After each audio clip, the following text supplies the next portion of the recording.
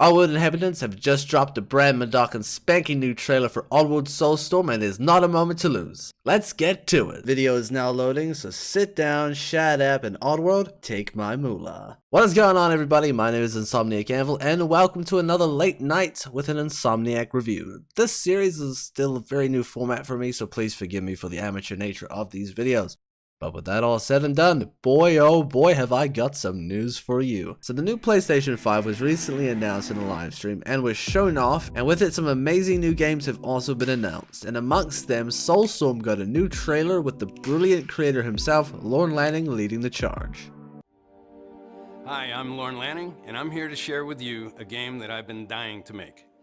It's an emotionally engaging story where rescuing is rewarding, failure is devastatingly hilarious, and the memories should last you a lifetime. Take a look. You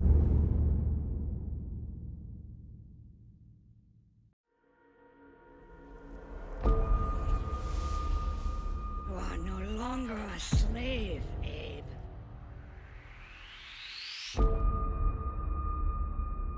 They believed, trusted, followed, and it led them here. Now, the first thing we see in this trailer is our not-so-beautiful hero Abe, which is all very exciting, but what I want to focus on is that literally 10 seconds into the video, the Oddworld inhabitants dive deep into the dark, fleshy layers that make up this grisly world by showing off some cute Madocans having a fat chat, all the while sipping on some brew. Why is this beverage important, you ask? Well, it sort of sets the story for this whole adventure, and for reasons I'm about to explain, seriously blows my mind that these guys are deep within their own home, chugging the stuff back like it's nothing. So, any longtime fans of the Oddworld series will know that this drink packs a serious punch in a very twisted way, and that its ingredients comprise of bones and tears of the very people you see currently drinking it. Yep, that's right. 10 seconds into the vid and we get some casual cannibalism, which, you know, really sets the tone for the rest of this game. And it just goes to show that even today, Oddworld inhabitants isn't afraid to go all in and will not hold back. Okay, so I've got some Madocans sharing slave stories over a nice fire, drinking their ancestors' brood bones and their fellow enslaved friends' tears. But now we get to the shaman dude with this really interesting tattoo. For the fate of your entire people.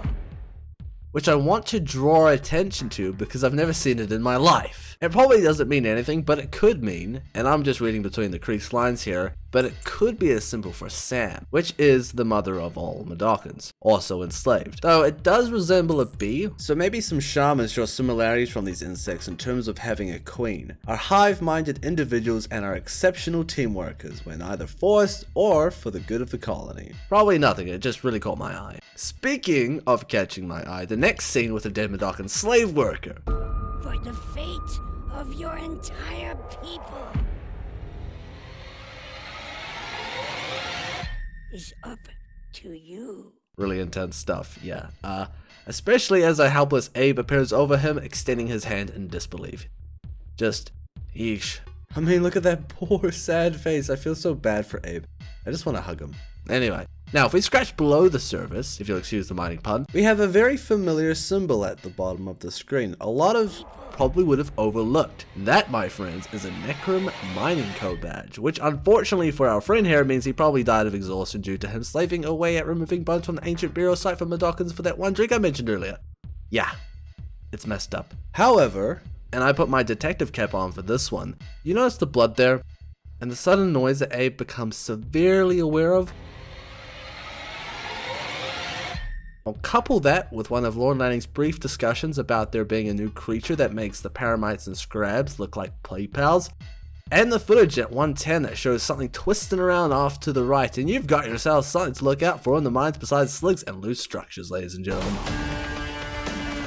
Now, I am excited for this for a number of reasons, but a question must be asked here. What the freaky deaky is that in the corner? I originally thought it was something Abe threw, but then I saw Abe has a flamethrower pack on. Yes, that's a thing he has now. Like he wasn't dangerous enough, right? So then I thought maybe Abe was chasing it, or at least keeping it at bay. Because it does look like it's trying to keep away from the light, and the potential fire that Abe could unleash upon it at any given moment. So we have a new creature lurking about, and I'm gonna have a stab in the dark and say that it's a Madombi, which are Madocan spirits that cannot rest due to their beloved burial grounds being stripped for profit by the Gluckans. Basically, they're just zombies, either in physical or astral form. Disturbed Mudokon spirits, which were originally going to be in Abe's Exodus but were cut and replaced for spirit locks due to the complexity of coding them in. And maybe, with Abe's sweet voice and guiding light, we'll be able to usher their vengeful spirits back to their resting place. What makes this theory scary is that these spirits are so angry they're targeting their own kind, because they are the ones swinging the pick, even though they are forced by the Gluckons to do so.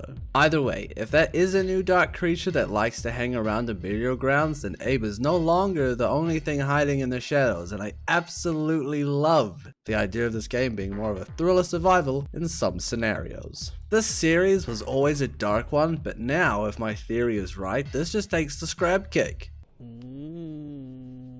And I can't imagine a more perfect place than Necrum for Oddworld inhabitants to scare the recently soiled loincloth off our back. Anyway, back on track, Abe gets Sparta kicked down a well, which is a common source of transport for the natives. Alf says a bad word, we get some new gameplay of some grease guys getting sprayed down by the local militia. I assume Abe rocking up in his new blippery to set the place on fire. He does that a lot.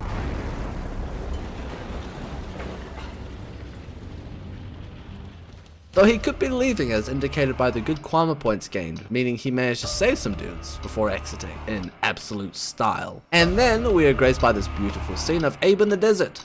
I'm guessing this is some of the first bits of gameplay we'll experience, as the railway track in the background gives way to the idea that we start the game similar to Exodus, and that is walking through the wasteland on the way to Necrum. Though this time we'll get to move through the barren Oddworld ourselves and follow the iron tracks to salvation. And I just gotta say this right now, I love how the scene pans with you, opening up more angles to view the world. It's just so breathtaking. And I love that tree. It's so majestic, right? And then we finally get to see the giant explosive wielding, day-ruining machine that you could barely see in a small fraction of the first trailer, which I've mentioned a couple of times, but have not heard anyone else talk about. Robot on a train. Oh man. We also get some more gameplay of some scrub doing a bad job and consequently killing many Mudokons. Someone's gonna get a bad ending. But then we get to see Abe use a store mill, kind of like this one in Munchie's Odyssey, which you divert power to many other different machines, allowing you to progress through the game. He also goes into the Avatar estate briefly, gets a sick tat, and after some more epic gameplay showing off the fact that the environment can be destroyed, just like your hopes for getting a perfect score in this game, he passes out from partying too hard. You must find your full voice.